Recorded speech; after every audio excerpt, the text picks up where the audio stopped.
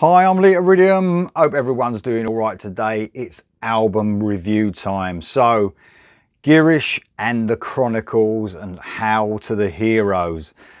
This is due out February the 11th, obviously 2022. Not long now, 48 minutes and 53 seconds long.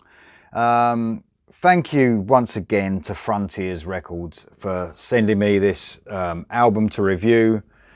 And what an absolutely amazing album it is. Really been looking forward to hearing this one. It will not disappoint anyone, this album. This is the third album from these guys.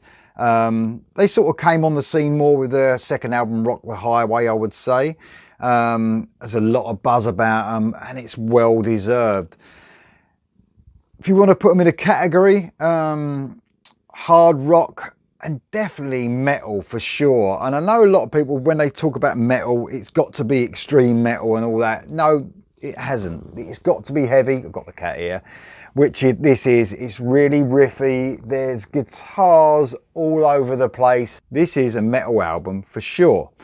I was trying to think of bands like to compare these guys to, and obviously they're highly influenced by the 80s. They've actually said themselves, you know, the stuff they grew up listening to is what they're influenced by, and in most bands it is. You know, what they love is what they want to sound like, or the influence of those bands comes into their music. And for me, I would say Skid Row is one of the closest sort of bands to this band. Definitely Slave to the Grind era Skid Row, because that's the best Skid Row era for sure. They've got that attitude about them. They've got that rawness, but at the same time the melody, just like you remember Skid Row used to have. Also, another band I would compare this to would be Steelheart. If any of you guys are Steelheart fans, especially the Tangled in Rains period, that album is one of my favourite albums. I can't remember if it is late 80s or early 90s, but it's got that attitude and that rawness and that great sort of musical ability across the band. That's what this band have also got. I'm going to run you through everyone in the band, and I just want to say that they do a brilliant job on this album.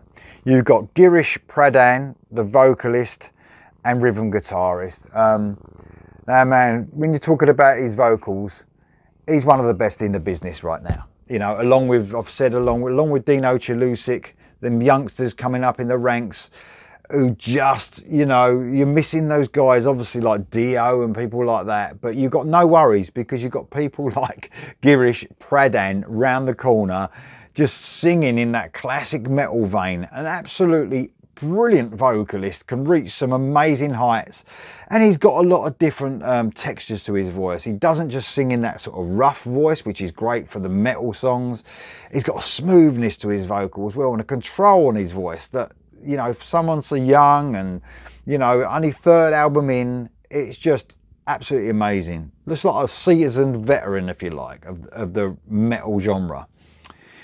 You've got Yogesh Pradhan on the bass, the keys, and he's a producer as well. I'm going to get on to the production of the album in a minute, but one of the things I've noticed about this album is the bass is really prevalent alongside the guitar. There's nothing drowning anything out. So you haven't got the guitar drowning the bass out, and you haven't got the bass drowning the guitar out. I said I'll talk about the production in a minute, but that's all to do with the production and the great bass playing by Yogesh Pradhan. I don't think I've heard many albums in recent times with the bass so prevalent, and when you're thinking, oh, listen to that bass sound, it sounds absolutely fantastic. You've got Suraj Sun on the lead guitar. Man, what an amazing guitarist. And I was thinking about who to compare him to. You're talking classic Jakey Lee, Bark at the Moon sort of period guitar playing, an Ultimate Sin for Ozzy. That brilliant sort of guitar you expect from him, or even John Sykes' 1987 album. So busy, such brilliant riffing throughout. Solos are just outstanding. This is a guitar album, guys, proper guitar album. The guitar is right up in the mix, as you've probably heard on the singles already. An amazing job done by Suraz's son. And last but not least, Nagan Nags on the drums. Phenomenal drummer, just beating the shit out of those drums. Just absolutely fantastic. There's a lot of reasons this album's heavy, and the drumming is part of that. It's just so tight. It's pounding. It's absolutely superb work from the drummer on this album. This album is full of attitude. It's full of melody. This album is without a doubt contender for album of the year. If this was released last year, on even a couple of listens, it would be in my top 5 for sure, even higher. This is one amazing album, guys. This has set the bar not only for bands this year, which I really do believe this has set the bar for the best album of the year. It's also set the bar for themselves. I mean, Rock the Highway was great. I thought it was a brilliant album, but they've really sort of done something really special on this album where the songwriting has just improved tenfold. Absolutely superb. I can't get enough of this album. I'm really excited about it. I want to talk to you guys about it. As soon as I heard it, I thought I've got to tell you how good this is. And you are going to be amazed. You're not going to be let down in the slightest. In fact, you're probably expecting it to be good, but maybe not as good as it is. Absolutely amazing album. Now, normally, I would run through my best tracks. I'm going to talk about every track because every track is outstanding. This is all killer, no filler, guys. Seriously. We start off with Primeval Desire.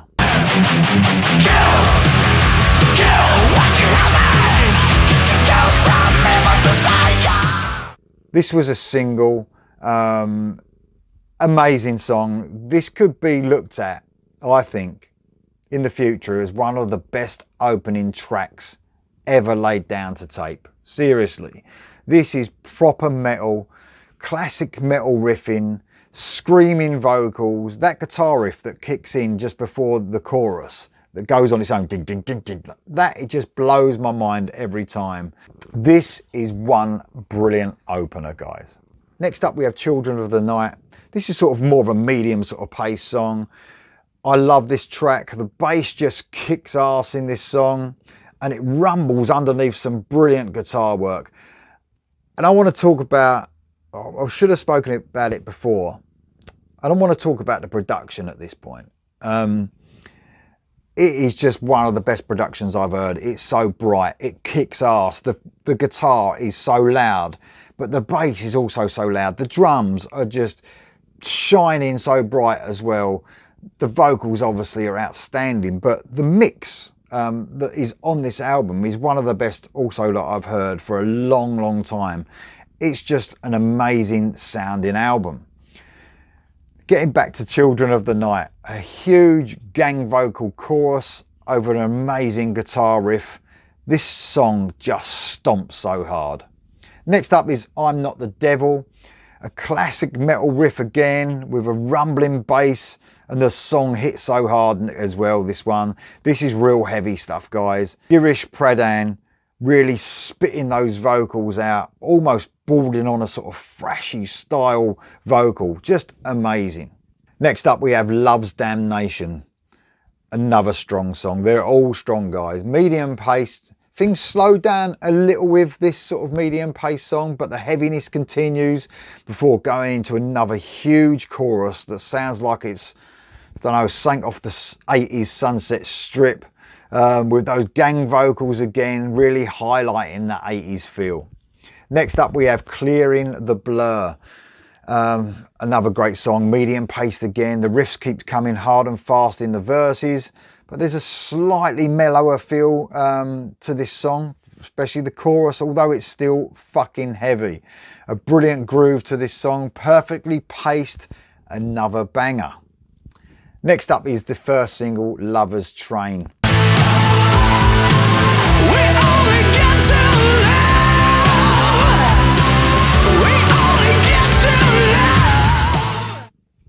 this is amazing. It's got more amazing since I heard it, when I first heard it. The more melodic side, I would say, of the band, but still hits you with heavy parts as well. The guys really put on their 80s heads here. This really gives me Steelheart vibes, this one. Amazing song. Next up we have Rock and Roll Jack. Says it all in the title really. It's what you get, rock and roll, but not as you know it. This is more sort of metal infused rock and roll here. An outstanding bass solo. Yep, you heard it right, a bass solo. Just a brilliant track. Next up we have Hail to the Heroes intro. Literally what it says on the tin, 45 seconds, clean guitar, leading into the title track.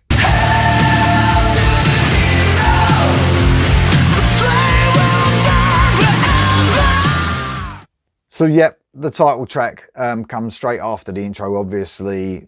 I did a single reaction to this. Amazing track. This is absolutely huge. This song has everything you want from a hard rock metal outfit. I said earlier about Primeval Desire maybe being one of the best opening tracks on an album. This could be one of the best title tracks ever as well. Amazing song. Shamans of Time is next. The band delve into a little bit of their sort of 70s influence here. Definitely some Led Zeppelin influence, where Girish Pradhan, his vocal melodies are sort of a bit Robert Plant-ish on this one.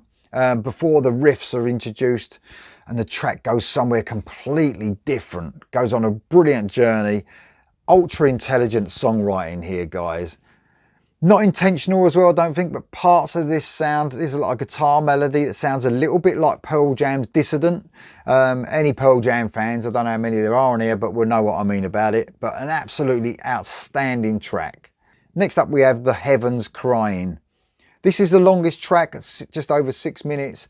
A darker tone here with a brooding ballad that again is slightly 70s inspired.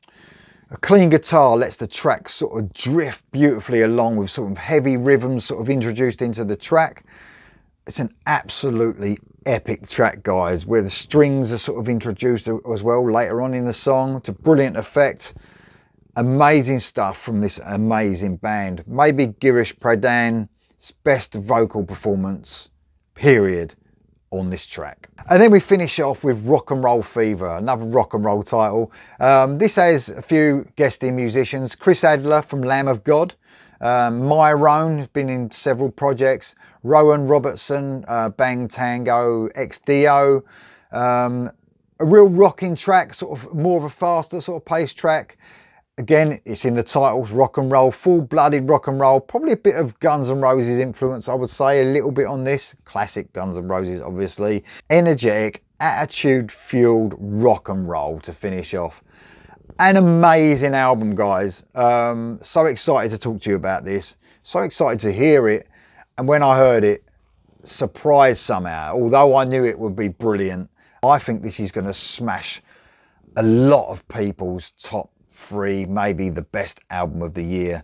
I know it's early on, but you know when you hear something special, this is it. So this is totally recommended, guys. I can't recommend this anymore. I honestly can't. This is amazing, and I think, you know, the buzz is around about these guys. I think if you like what they've done already, you're going to love this album. I'm just blown away by it. Amazing album by the guys. Girish and the Chronicles, Hail to the Heroes, out February the 11th, of course, on Frontiers. Get it.